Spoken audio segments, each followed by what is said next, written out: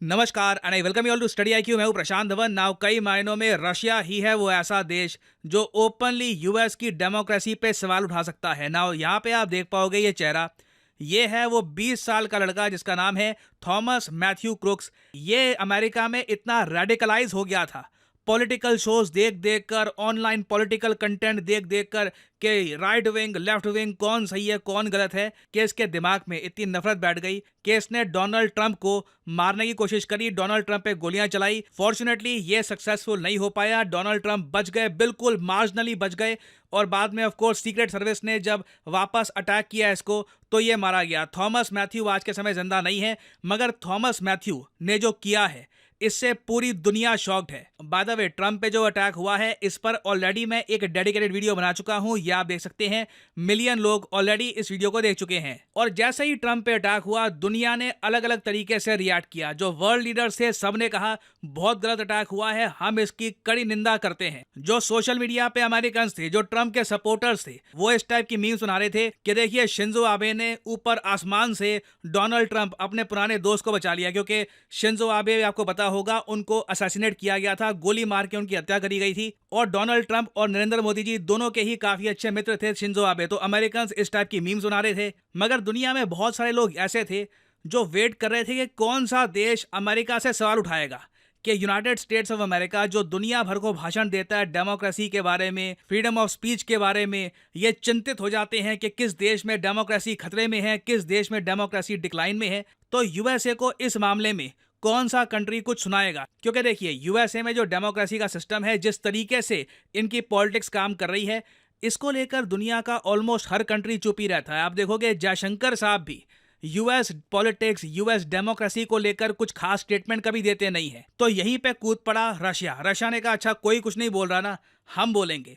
Russia ने पहले तो ओपनली जो बाइडेन एडमिनिस्ट्रेशन है इनको ब्लेम किया कि इनकी वजह से ऐसा एक माहौल बन गया था ट्रंप के अगेंस्ट, कि ऐसे लोग अब पैदा हो गए हैं यूएसए में जिनके दिमाग में इतनी नफरत बैठ चुकी है कि जिस आदमी का पॉलिटिकल ओपिनियन मुझसे अलग है उसको मार देना ही ठीक है। और यहाँ पे आप देख पाओगे रशिया ने ओपनली ब्लेम किया है बाइडेन एडमिनिस्ट्रेशन को। इन्होंने ये कहा है कि बाइडेन एडमिनिस्ट्रेशन ने एक ऐसा इकोसिस्टम बना दिया था जो बिल्कुल ट्रंप के अगेंस्ट हो गया था, और ट्रंप को लगातार डिमोनाइज किया गया था यूएसए में। डिमोनाइज करने का मतलब होता है कि किसी आदमी को आप ऐसे प्रोजेक्ट करो कि ये आदमी बेसिकली राक्षसी है, इससे बुरा कोई आदमी नहीं है दुनिया में। और आप अगर पिछले कुछ सालों में अमेरिकन मीडिया की कवरेज देखोगे तो लगता है कि लिटरली पूरा अमेरिकन मीडिया बस ट्रंप के पीछे हाथ धो के पड़ा था कि ट्रंप पर देखिए बहुत सारे केसेस चल रहे हैं, ट्रंप झूठे हैं, ट्रंप फेलोन है, ट्रंप हो सकता है कि जेल में जाए। हर तरफ से ट्रंप के करैक्टर असैसिनेशन करने की इतनी कोशिशें की जा रही थी कि कोई सरप्राइज की बात नहीं है कि यूएस, देखो यूएस की आबादी भी कम नहीं है, 34 करोड़ की आबादी का देश है, और यहाँ पर बंदूकें बहुत ही आसानी से मिल जाती है। तो जब एक पॉलिटिकल इंडिविजुअल को आप इतना डिमोनाइज कर दोगे, पूरा मीडिया उसके पीछे लग जाएगा, उसको बस गिरने की कोशिश की जाएगी, तो कोई बड़ी बात नहीं है कि इस 34 करोड़ की आबादी में से एक संकी आदमी निकले जो बहुत रेडिकलाइज हो चुका हो, जो यूट्यूब पर शोज देख देख कर के हाँ ट्रंप खराब है, ट्रंप देश को डुबा देगा, कुछ करना होगा, ये एक माइंडसेट बना लेगा। और अगेन जैसे मैंने आपको बताया गन्स रेडिली अवेलेबल है, AR-15 उसको कहीं से मिल गई और उसने ट्रंप को मारने की कोशिश करी। और सबसे अजीब बात देखिए, जब थॉमस मैथ्यू के परिवार से पूछा गया कि आपके बेटे ने जो ये कारनामा कर दिया है, क्या इसके बारे में कुछ जानते हैं आप, क्या ये बहुत ज़्यादा लेफ्ट लीनिंग था, क्या ये रिपब्लिकन से नफरत करता था, क्या इसकी विचारधारा इतनी एक्सट्रीम थी, तो इसकी फैमिली बहुत नॉर्मल है, इसका बचपन बहुत नॉर्मल था। इसकी फैमिली कह रही है कि हमें समझ नहीं आ रहा हो क्या गया, हमारा लड़का जो चुपचाप अपना करियर परस्यू कर रहा था, अचानक से इसको क्या हो गया कि इसने यूएस प्रेसिडेंशियल कैंडिडेट को मारने की कोशिश करी। तो रशिया जो आलोचना कर रहा है यूएसए की, यूएसए को इसके बारे में सोचना होगा कि क्या सच में बाइडेन एडमिनिस्ट्रेशन ने जिस तरीके से बार बार ट्रंप पे इतने आरोप लगाए, क्या उसकी वजह से ट्रंप के प्रति नफरत इस लेवल पे पहुंच चुकी थी कि अब ऐसे लोग खड़े हो गए थे यूएसए में जो एक बार को वॉयलेंस करने को तैयार हैं? क्योंकि रशिया पूरी कोशिश कर रहा है कि यूनाइटेड स्टेट्स ऑफ अमेरिका को ये लोग दिखाएं आईना। देखिए अगेन, हम लोग ऑब्वियसली चाहेंगे कि यूएसए में डेमोक्रेसी हेल्दी रहे, क्योंकि यूएसए काफ़ी इन्फ्लुएंशियल कंट्री है। याद रखिएगा, यूएसए में जो चीज़ें होती है दुनिया कॉपी करती है। ये बात देखी हुई है दुनिया ने कि जब अमेरिकन ने डेनिम जीन्स पहननी स्टार्ट कर दी तो दुनिया ने भी डेनिम जीन्स पहननी स्टार्ट कर दी। जब ये लोग कोका कोला पीते हैं तो कूल बनने के लिए दुनिया ने कोका कोला पीनी स्टार्ट कर दी। इंडियंस ने भी योग नहीं किया, योग हमारे पास कई सदियों से था। जब तक अमेरिकन्स ने योगा करना नहीं स्टार्ट किया तो हमारे यहाँ भी योगा एक फैशन नहीं बना। तो अमेरिका का इन्फ्लुएंस बहुत ज़्यादा है। USA is an enormous soft powers. American movies बनती हैं, उनके सीन्स कॉपी कर करके कहीं से कोई मूवीज बनाई जाती हैं। तो जो अब ये डेमोक्रेसी का एक अगली एंगल आ रहा है यूएसए में कि लोग वायलेंस करने पे उतर आए हैं, ये सिर्फ अमेरिका के लिए नहीं पूरी दुनिया के लिए चिंता की बात है कि जिस तरीके से अमेरिकन की बाकी चीजें कॉपी की जाती है दुनिया भर में, अगर ये भी लोगों ने कॉपी करना स्टार्ट कर दिया तो दुनिया भर में कई डेमोक्रेसीज खतरे में आ जाएंगी। और इसलिए रशिया ने खुल के कहा है American democracy is in decline. और मैं कहूंगा अच्छी बात है, किसी कंट्री ने तो कहा। और वैसे मैं आपको बता दूं, व्लादिमीर पुतिन इससे पहले मार्च के महीने में ये भी कह चुके हैं कि पूरी दुनिया हंस रही है अमेरिकन डेमोक्रेसी पे। ना एक बार को आप कह सकते हैं कि रशियन डेमोक्रेसी भी इतनी बढ़िया नहीं है। देखो, यूएसए को पूरा हक है रशिया की डेमोक्रेसी की आलोचना करने का। रशियन डेमोक्रेसी कहीं से भी परफेक्ट नहीं है, मगर रशिया को भी पूरा हक है अमेरिकन डेमोक्रेसी पे कमेंट करने का। और रशिया ही अकेला कंट्री है जिसको डर नहीं है इस बात का कि कोई सैंक्शन ना लग जाए, क्योंकि ऑलरेडी रशिया पे दुनिया भर के सैंक्शन लग चुके हैं। रशिया जानता है यूएस अब और क्या कर लेगा। तो अब ये खुल के कह सकते हैं, पुतिन खुल के कह सकते हैं कि अमेरिकन डेमोक्रेसी को देखकर पूरी दुनिया हंस रही है।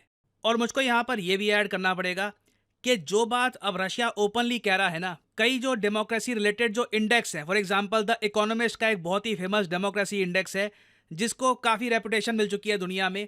इन्होंने जब डेमोक्रेसी के मामले में कंट्रीज को रैंक किया तो यहाँ पे मैं आपको दिखाना चाहता हूँ, यूएसए को रैंक मिली है 29। नंबर 1 पे था नॉर्वे, फिर उसके बाद न्यूजीलैंड, आइसलैंड, स्वीडन। डेमोक्रेसी के मामले में बताया गया कि ये कंट्रीज फुल डेमोक्रेसीज हैं, बहुत अच्छे तरीके से डेमोक्रेसी यहाँ पर फंक्शन कर रही है। मगर यूनाइटेड स्टेट्स की रैंक थी 29, इंडिया की यहाँ पे रैंक थी 41। हालांकि एक मीम सी चल रही है ऑनलाइन कि इंडिया की डेमोक्रेसी वहाँ पे रैंक लिखा होता है 148, यूएसए की डेमोक्रेसी 1। ऐसा नहीं है, इंडियन जो डेमोक्रेसी है उसकी रैंक 41 है। इंडियन डेमोक्रेसी को एक्चुअली कई यूरोपियन कंट्री से आगे रखा गया है इस इंडेक्स में। फॉर एग्जांपल पोलैंड, स्लोवाकिया और इवन हंगरी, ब्राजील, इन सब से ज़्यादा बेहतर है इंडियन डेमोक्रेसी। मगर मैं यहाँ पे आपको ये बताना चाहता हूँ कि यूएसए एक फ्लॉड डेमोक्रेसी है। ये बात कई सर्वेज ने करी है ओवर द ईयर्स। रशिया अब बस ओपनली ये कह रहा है कि यूएसए बस एक फ्लॉड डेमोक्रेसी नहीं है, it is a democracy in decline. इनकी डेमोक्रेसी धीरे धीरे गिर रही है और लोग यहाँ पर अपनी पॉलिटिकल आइडियोलॉजी की वजह से लगातार रेडिकलाइज हो रहे हैं ना। यहाँ पे मैं आपसे पूछना चाहूँगा, आपके हिसाब से क्या रशिया ने यहाँ पर सही बात कही है या फिर आप डिसएग्री करते हैं रशिया के साथ? लिखेगा कमेंट सेक्शन में, मैं जानना चाहूँगा आपका ओपिनियन। और फाइनली आप लोगों से यहाँ पे मैं क्वेश्चन पूछूंगा, हाल ही में वो कौन सा देश है जिसे एक अपर मिडिल इनकम कंट्री से एक हाई इनकम कंट्री का स्टेटस दे दिया गया है बाय वर्ल्ड बैंक? इस टॉपिक पर मैं एक डेडिकेटेड वीडियो बना चुका हूं, तो कमेंट सेक्शन में करिए answer, which country was upgraded from an upper middle income country to a high income country. ये हैं यहाँ पे आपकी ऑप्शंस, इंडिया, रशिया, चाइना या फिर काजाख्स्तान। कमेंट सेक्शन में करिए उत्तर। जो लोग सही आंसर देंगे उनकी कमेंट को मैं हार्ट दे दूंगा ताकि बाकी लोग समझ पाए कि सही आंसर क्या है। और फाइनली यहाँ पर मैं ये भी ऐड कर दूं कि स्टडी IQ का यूपीएससी बैच प्रतिज्ञा ये शुरू हो चुका है। इसकी जो एनरोलमेंट है शुरू हो चुकी है। इसकी जो क्लासेस हैं ये 18 जुलाई 2024 से स्टार्ट हो जाएगी। तो कमेंट सेक्शन में जाओ, यहाँ पे आपको ये मिलेगा लिंक, इस लिंक पर करिए क्लिक और आपके सामने खुल जाएगा ये पेज। यहाँ पे आप स्टडी IQ का जो प्रतिज्ञा बैच है ये कर सकते हैं परचेज, बट जो प्राइस यहाँ पर लिखा है ये पे करने की जरूरत नहीं है। सिंपली यहाँ पर कोड यूज करिए PD10 and the prices will start following. प्रतिज्ञा बैच में देखिए मेन खास बात ये है कि आपका प्रीलिम्स जैसे ही क्लियर होता है आपका पैसा रिफंड कर दिया जाएगा। स्टडी IQ आपको ऑप्शन देगा कि अगर आप चाहें तो दिल्ली आ सकते हैं, स्टडी IQ के साथ रहिए। यहाँ पे आपका जो खर्चा है रहने का, खाने पीने का, स्टडी IQ उठाएगा। मेंस की तैयारी करेंगे मिलकर, इंटरव्यू की तैयारी करेंगे, and we will make sure that you reach your destination.